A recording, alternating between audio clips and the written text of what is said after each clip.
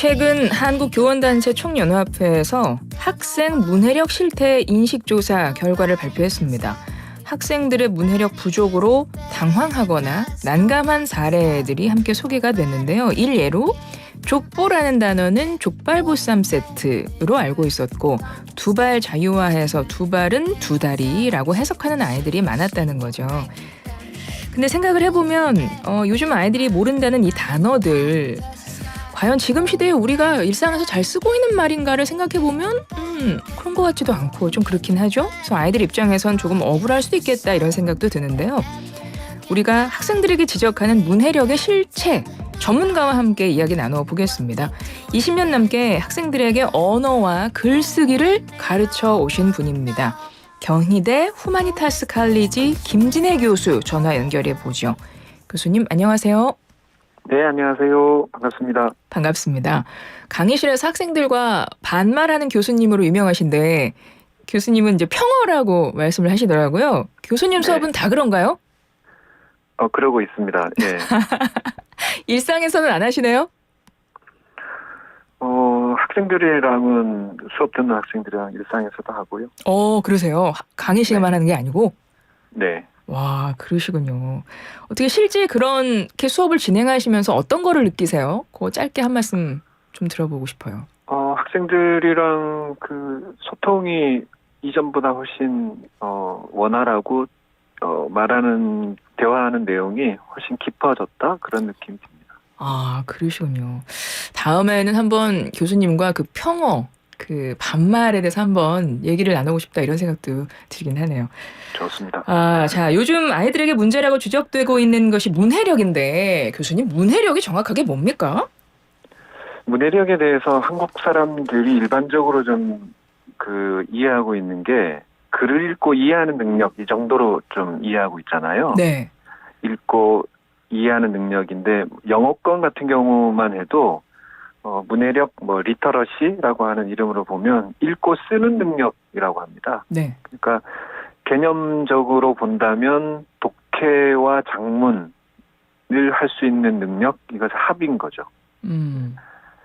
보통 보면 이제 독해력만 좀 강조를 하는데 작문력도 함께 생각을 해야 되는 거고요. 네. 이제 그렇다면은 결과적으로 문해력 하면 이른바 우리 보통 사람들의 의사소통 능력이라고 얘기할 수 있을 것 같습니다. 이게 이제 확장되면 요즘 자주 많이 나오는 말이 디지털 문해력, AI 문해력 이런 말들 들어보셨을 텐데. 네.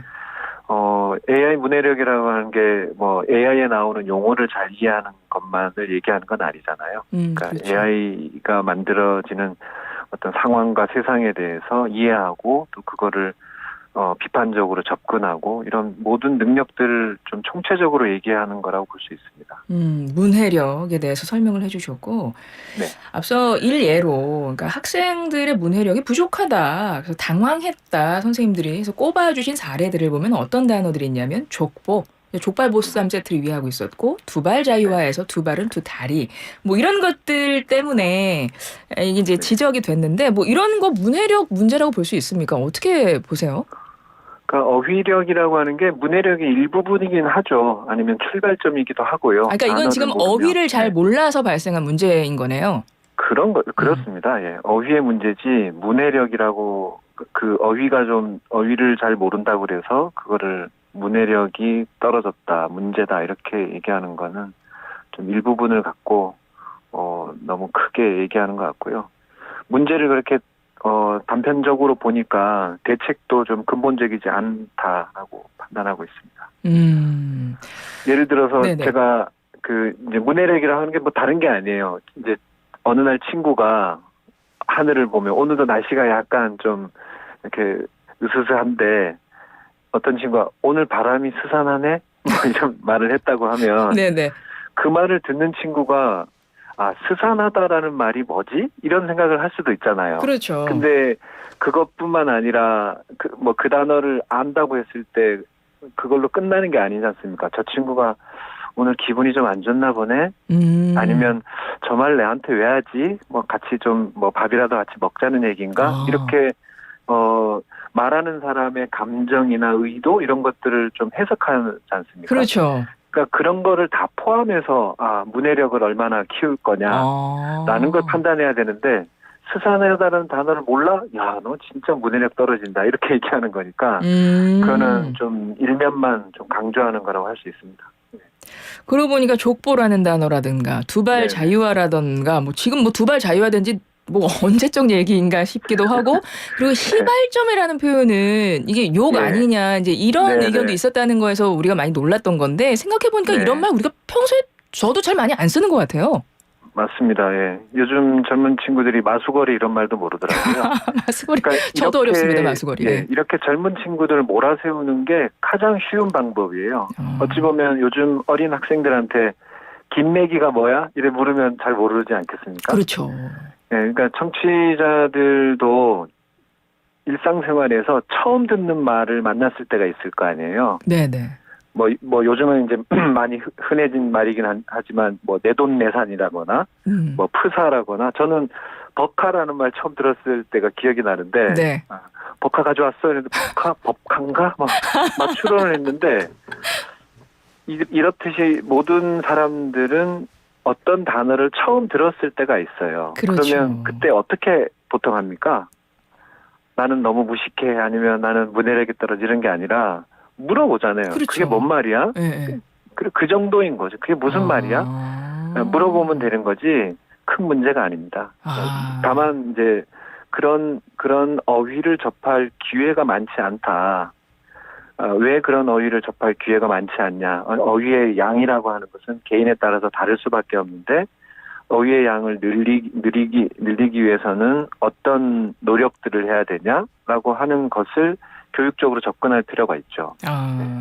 우리는 뭐 지금 여전한 게 오지선다의 문제를 통해서 개인이 갖고 있는 능력을 평가하는 그런 시험 제도가 모든 어떤 국면마다 다 그런 시험으로 이루어지기 때문에 사람들에게 질문하고 내용을 파악하고 그것에 대해서 토론하고 또 그 글을 쓴 사람의 마음이나 의도를 어떻게 이해 해석하고 있는지를 묻고 그런 과정들이 없잖아요. 네.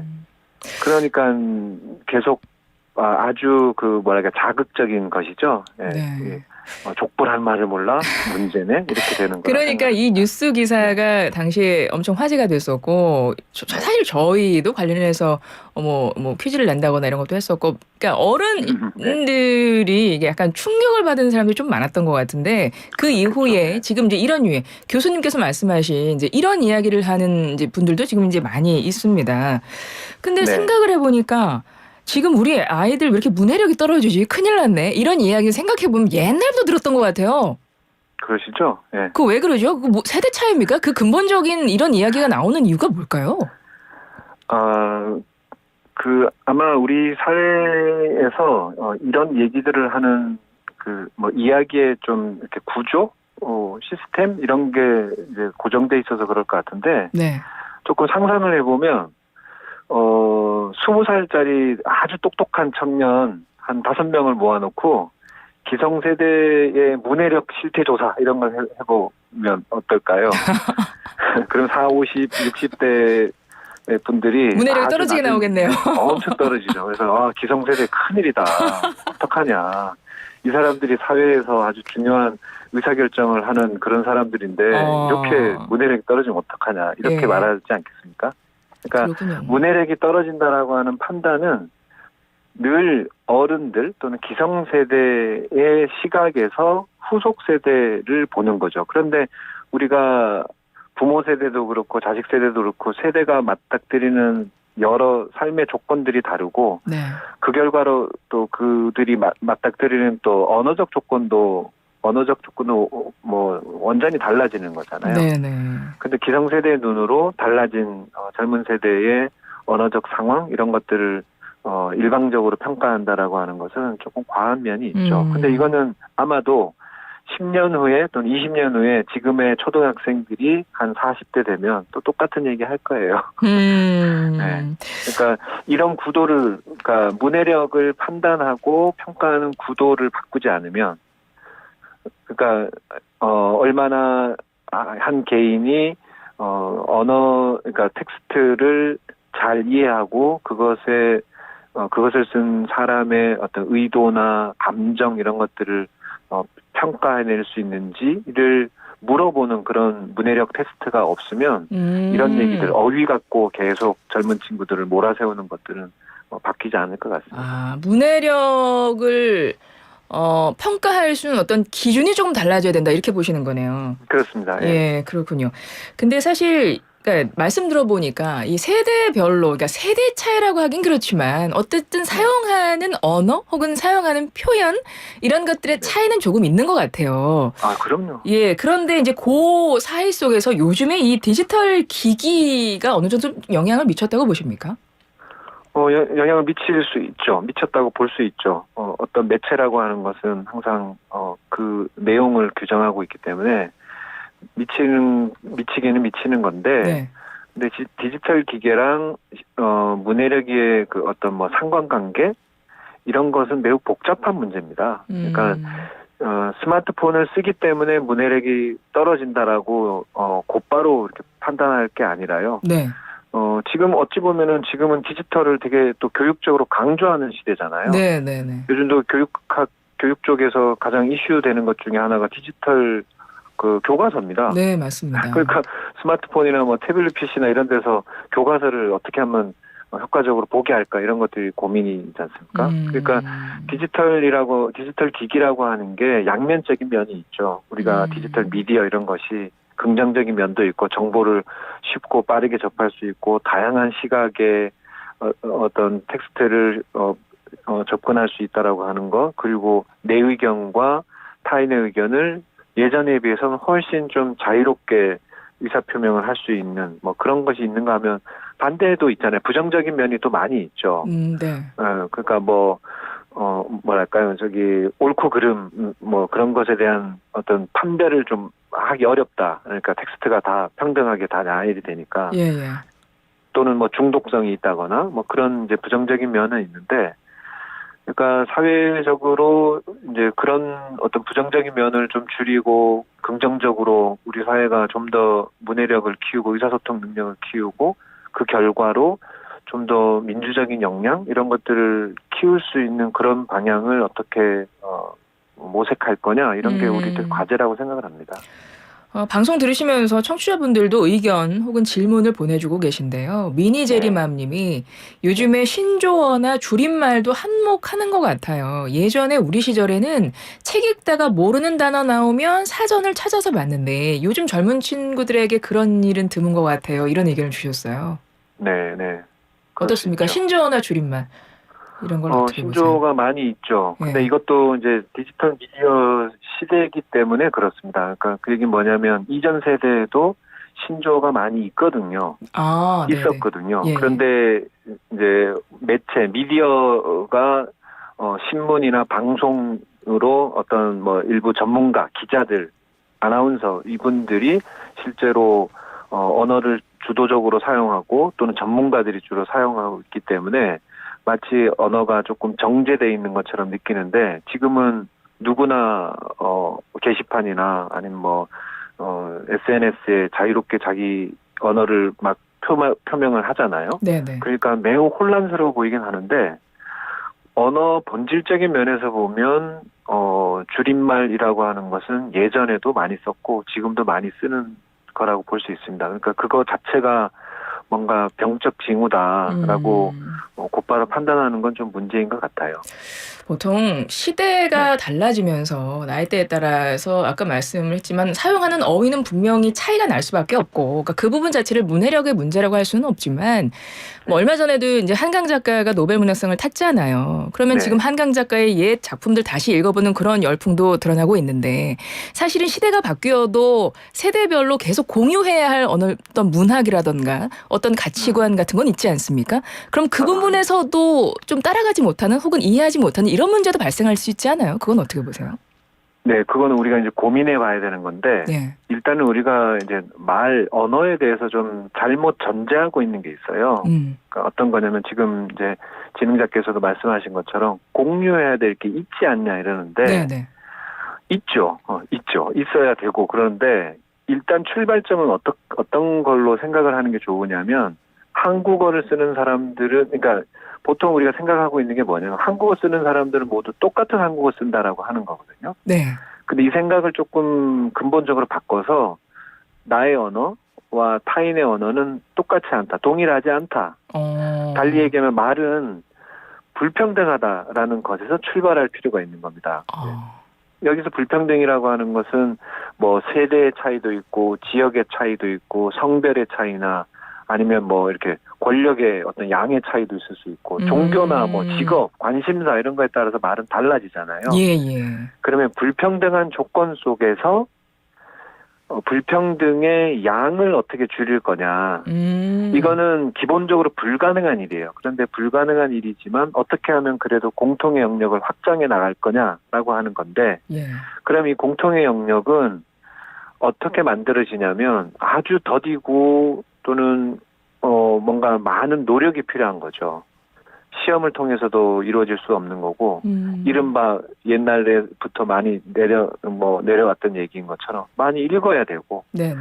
많이 대화를 해야 되고 모르는 것에 대해서 서로 질문해야 되고 의견이 다르면 자신의 의견을 명확하게 표현해야 되고 이런 것이 한 개인이 1년, 2년으로 키워지는 건 아니지 않습니까? 네네. 끝없이 반복할 수 있는 그런 문화적인 역량, 분위기 이런 것들이 만들어져야 되죠. 그러니까 쉽지 않은 문제라고 생각합니다. 그러면 어떤 좀 방법을 쓰면 좋을까요? 제일 좋은 방법은 아주 힘 빠지는 얘기이긴 하지만 책을 많이 읽어야죠. 그러니까 서로의 사용하는 언어의 불평등의 간극을 줄이는 그 방법으로 책 읽기. 네네. 그거는 만고불변의 진리인 것 같고요. 네. 디지털 매체를 통해서도 책을 많이 읽을 수 있으니까요. 전자책도 그렇죠. 있고. 네. 네. 맞습니다. 자, 그러면 이번에 문해력 논란이 있었잖아요. 지금도 여전히 이어지고 있는데 이번 문해력 논란에 대해 교수님이 한 말씀으로 한마디로 한번 정리해 주신다면 뭐라고 정리해 주고 싶으세요? 매년 똑같은 말 하지 말자. 네. 그러니까 문해력이 정말 걱정이라면 네. 문해력을 키우기 위해서 교육은 어떤 변화가 이루어져야 되는지 사회는 어떤 혁신이 필요한지 그런 것을 좀 깊이 고민했으면 좋겠다. 한글날 부분에만 이러지 말고 제 의견입니다. 네. 알겠습니다. 너무 잘 들었고요. 예, 문자 하나 끝으로 소개해 드렸으면 좋겠는데요. 저희가 2899번님 문자, 저는 7학년 초반인데요. 요즘에 40대 애들하고도 얘기하시다 보면 서로 못 알아듣는 경우가 많아요. 이렇게 말씀하세요. 쯧쯧. 세대 차이인가요? 이러셨는데 다 똑같으시네요. 네. 그게 한마디 보태면 네. 7학년이신데 너무너무 자연스러운 상황인 겁니다. 네. 너무너무 자연스럽고 네. 그리고 그거를 받아들일 필요가 있습니다. 반대로 네. 7학년 그 어르신의 언어랑 네. 저기 10대의 언어가 똑같다고 생각을 해보십시오. 맞아요. 그게 더 절망적이지 않나요? 맞습니다. 그러니까 언어는 계속 바뀌고 그래야지 생동감이 있고 어떤 언어는 또 사라지기도 하고 어떤 언어는 새로 만들어지기도 하고 그런 거니까요. 맞네요. 그거를 좀 넓은 마음으로 받아들여 주시고 요즘 젊은이들은 저런 말을 쓰는군. 이제 마무리를 해야 될 것 같습니다. 네네. 지금 문자 주신 분의 이야기를 들어보니까 70대 어르신들께는 이제 40대 애들도 문해력이 떨어지는 거예요, 교수님. 그럼요. 지금까지 김진애 경희대 후마니타스 칼리지 교수였습니다. 고맙습니다. 고맙습니다.